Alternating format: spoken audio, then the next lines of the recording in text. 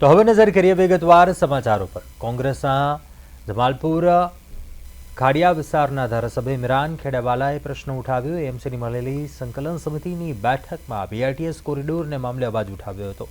Imran ખેડાવાલાએ સારંગપુરથી Victoria garden સુધીના BRTS કોરિડોરને દૂર કરવાની માંગ કરી હતી। તેમણે આરોપ લગાવ્યો કે કોરિડોરને કારણે ટ્રાફિકની સમસ્યા ગંભીર બની છે। આજે અમદાવાદ મ્યુનિસિપલ કોર્પોરેશનની સંકલન સમિતિની મીટિંગના અંદર દરેક ધારાસભ્ય પોતપોતાના વિસ્તારની રજૂઆત કરતા હોય છે।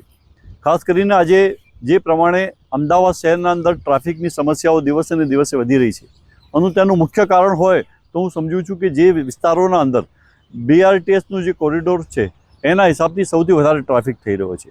આજે સંકલન સમિતિની મીટિંગના અંદર મારી રજૂઆત હતી મ્યુનિસિપલ કમિશનરશ્રીને કે તમે જે ખાસ કરીને સારંગપુર બ્રિજ આંબેડકર સ્ટેચ્યુથી લગાવીને વિક્ટોરિયા ગાર્ડન સુધીનો જે કોરિડોર છે બીઆરટીએસનો તેને દૂર કરો।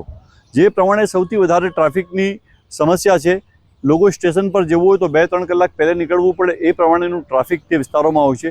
અને ખાસ કરીને જ્યારે 40થી 50 બસ જ એ કોરિડોરના અંદર ચલાવતા હોઈએ અને આજુબાજુ જે વિસ્તાર જે પ્રમાણે જે ટ્રાફિકની સમસ્યા હોય છે ખૂબ મોટા પ્રમાણમાં હોય છે, ખાલી 40 બસ દોડાવવા માટે જે આપણે બીઆરટીએસ નું જે કોરિડોર છે તેનાથી જે આમ અમદાવાદની જે જનતા છે તેને કોઈ ફાયદો નથી, તેને નુકસાન છે।